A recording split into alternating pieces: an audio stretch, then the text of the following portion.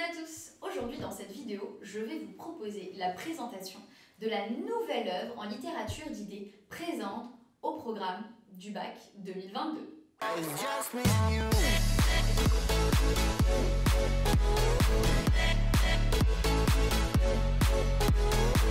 L'œuvre de l'auteur Olympe de Gouges, ayant vécu durant la Révolution française, qui a écrit la Déclaration des droits de la femme et de la citoyenne.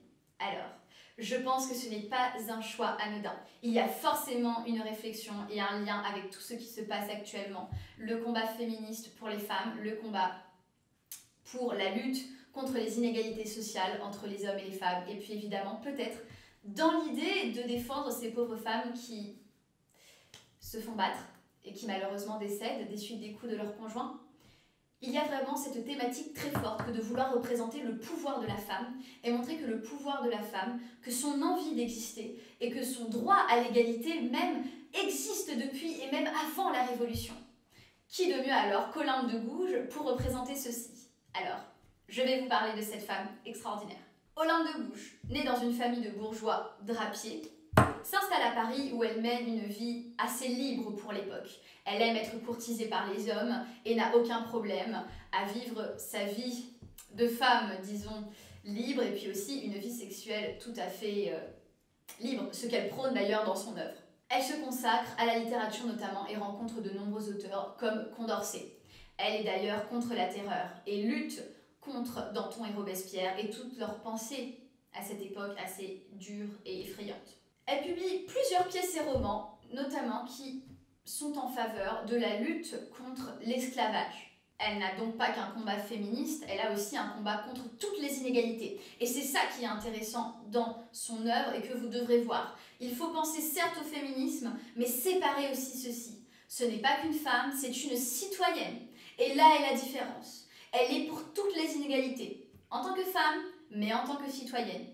Son œuvre est intéressante car elle pousse à son époque les femmes à se rebeller, à mener leur propre révolution à l'époque justement où la Révolution française menace, où il y a un réel éclatement, une réelle explosion entre le pouvoir divin et puis le renouveau finalement, la fondation d'un nouvel État. Il y a plusieurs combats donc menés, des combats politiques, des combats de liberté, mais pas qu'un combat de liberté au sens général, un combat de liberté féminin. Les femmes doivent aussi se révolter. Elles doivent participer à ce progrès, à ce renouveau. Son œuvre est publiée en 1791, 2 ans après la Révolution. En tout cas, les débuts de la Révolution et cette date que nous connaissons tous, 1789.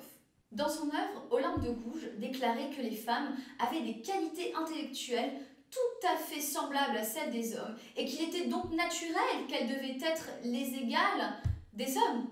Il était naturel qu'elle puisse bénéficier de tous les droits et il n'y avait aucune raison qu'elle soit mise à l'écart. Il faut savoir que malheureusement, même si son texte était particulièrement intéressant, il est passé inaperçu durant un certain temps. Il n'y a que vers la fin du XXe siècle que son œuvre fut vraiment reconnue. Et ce n'est pas anodin, logiquement. Le XXe siècle est l'époque des combats, de diverses révolutions, de diverses manifestations, et l'époque où le droit des femmes notamment a été remis en cause et une lutte est apparue. Pensez notamment à l'époque du XXe siècle où Simone Veil, notamment, je me permets de la citer, a tout fait pour que les femmes aient droit à l'avortement. C'est un autre combat féministe. Donc, pas étonnant qu'Olympe de Gouges fût lue à cette époque. On peut donc considérer Olympe de Gouges comme pionnière du féminisme, même si le mot n'existait pas encore. Une chose très intéressante et tout à fait révolutionnaire, surtout pour le XVIIIe siècle, c'est que Olympe de Gouges désirait travailler et surtout désirait instaurer le droit de divorce et la liberté sexuelle des femmes. Surtout le divorce, chose qui à l'époque était vraiment impossible, car d'une part, les femmes étaient encore, entre guillemets bien sûr, sous la tutelle de leur mari, leur bien n'était pas à elles ne pouvaient donc être autonomes dans ce monde, il fallait toujours un homme à côté d'elles. La révolution qu'elle opère donc était que forcément, le divorce pouvait être prononcé, mais que les femmes ne perdaient pas tout. C'est en ça que cette révolution est intéressante, et en ça qu'elle condamne l'inégalité homme-femme. Durant l'année, vous allez voir que cette œuvre est tout de même quelque peu difficile à étudier, car elle est très riche, elle ressemble à un texte de droit, tout est écrit en articles, c'est un texte de loi, un texte de revendication.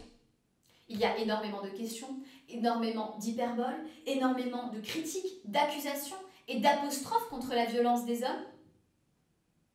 La difficulté sera surtout de comprendre dans la technique et dans le style et la structure du texte, plus qu'à la différence des autres genres et des autres textes, l'essence même de l'œuvre. Il n'y aura pas réellement d'analyse de sentiments, il n'y aura pas de champs lexicaux, et en ça sera la difficulté. Mais l'intérêt de ce texte, justement, c'est toute la didactique et la polémique dont je vous ai parlé dans la vidéo sur les registres littéraires. L'intérêt donc d'étudier Olympe de Gouges, si vous avez la chance et le bonheur de l'étudier avec votre professeur durant votre année de première, sera surtout de comprendre cette remise en question qu'elle opère sur l'inégalité entre les hommes et les femmes. Mais uniquement, pas uniquement justement, ne restez pas coincés, vous les femmes, dans cette idée de féminisme. Elle ne défend pas uniquement ça, elle défend les femmes, mais aussi tous les autres genres d'inégalité. Et je pense que ce sera aussi la critique et la remise en question finalement que l'on cherche à nous faire comprendre. Rappelez simplement que l'homme, tous les hommes avec un grand H, sont égaux et ont naturellement le droit à la liberté et ont naturellement des droits, peu importe leur sexe, leurs conditions sociales et autres.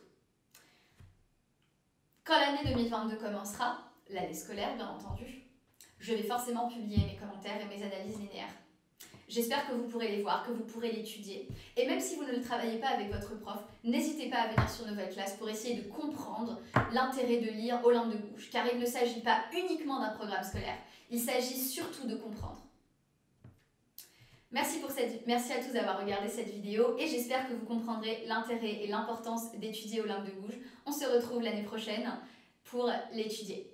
À très bientôt.